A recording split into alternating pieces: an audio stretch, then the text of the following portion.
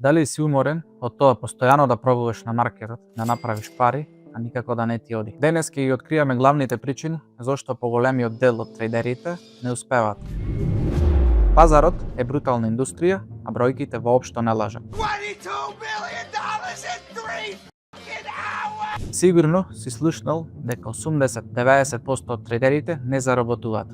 Да си се запрашал зошто? Ако си некој што сака да успее во маркетот, а не си таму, ова видео е за тебе. Ќе ти ги открием најчестите грешки што ги прави секој трейдер и како да можеш да ги одбегнеш. До крајот на ова видео ќе имаш јасна слика што ти е потребно и како да излезеш од тој struggle bus. Да бидеме реални, маркетот е тежок, а бројките кажуваат дека мал број се константни трейдери, односно профитабилни. Но тоа не значи дека треба да се откажеш од сонот за финансиска слобода. Имаш две опции: да се откажеш и да останеш на работата што ја мразиш за секогаш, или да научиш да бидеш во тие 10 до 20% од трейдерите. Сега е време за искрена саморефлексија.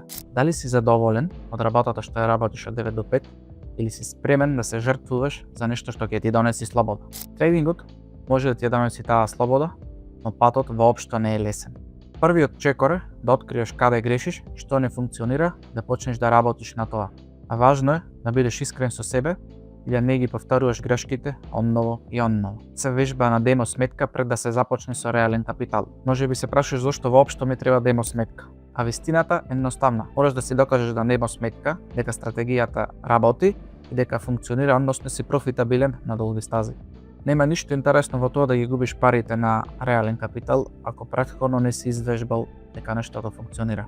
А верувај, демо тргувањето ќе ти заштеди многу капитал. Фрлање пари без да ја провериш стратегијата е сигурно дека ќе се збогуваш од тие пари. Потребно ти е време и пракса да изградиш конзистентност, да почнеш да тргуваш на реален капитал. Не ти препорачувам да останеш за секојаш на демо.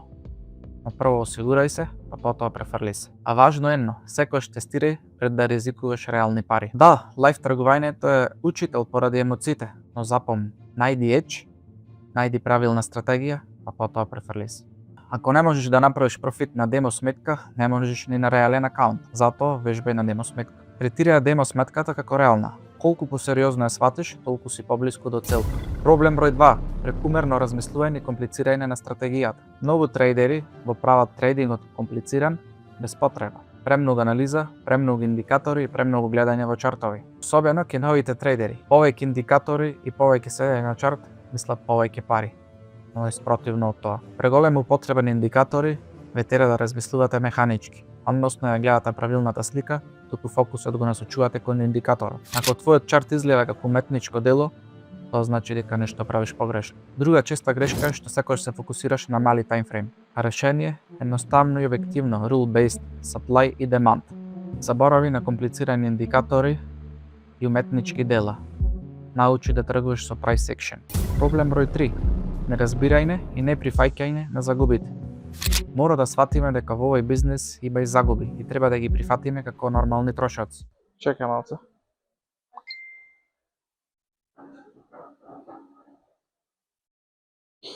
Што направи трейдов?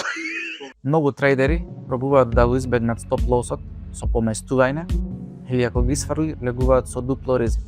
Тоа е честа грешка. Емоциите по загубата се нормални, но паниката и брзата реакција носат погрешни одлуки. Подобро е да станеш, да земеш тив и рационално да размислуваш. Ако добиеш стоп лос, стани и не продолжувај. Дури кога имаш и висок win rate, ќе имаш загуби.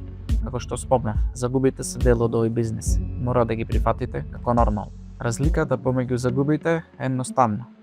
И кога се следиш, имаш загуба, ја прифаќаш. А некогаш правиме загуба од импулсивно реагирање, премногу влезови, премногу на чарт. Разликата помеѓу добра и лоша загуба е тоа што колку и да го следиш планот, имаш загуби.